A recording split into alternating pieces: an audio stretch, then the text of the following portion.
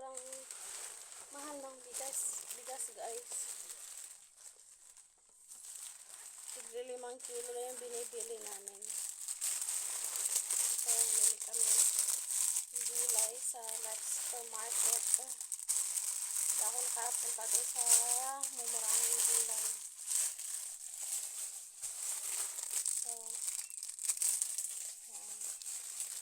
Tapos tinapay. Tapos yung bigas guys. Tigli 5 kilo lang. Good for 1 week na ito guys.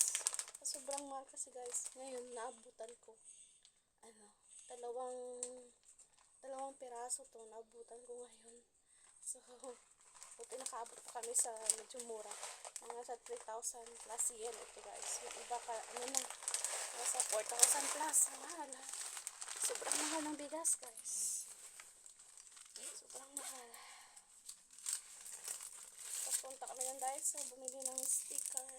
Hilig ng anak kong babaeng mag-sticker, mag-collect ng sticker. Ang ngayon dito, ang hilig mag-collect ng mga sticker. Tapos bumili ako ng sa ulo. Hat para sa malamig kasi ngayon. So medyo hindi na maganda yung aking pang protection sa ulo. Oh, yun siya nga! Ano yung sticker?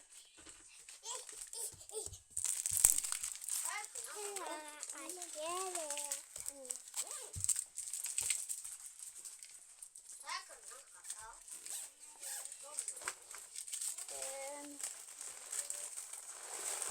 bumili ng ramen.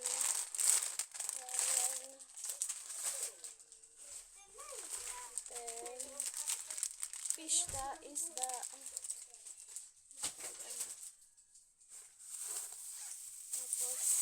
the orange,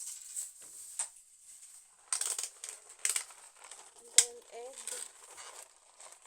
Mahal ang egg guys. Then sausage, ilang peraso lang.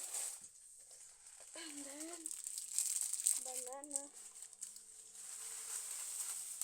and then yung fish ito guys. Parang mackerel aking sasabawan para hindi tayo palantrit. And then ham. So yan lang yung nabili ko guys. So nasa lato na nasa mga 7,000 plus, 3,000 plus, then 3,000, 6,000, 7, mga 7,000 plus. So, yung kong pera, mga 2,000 na lang eh. 10,000 na. So, yun lang guys. Ay, sobrang mahal na mga bilihin guys. Bye-bye. Thank you.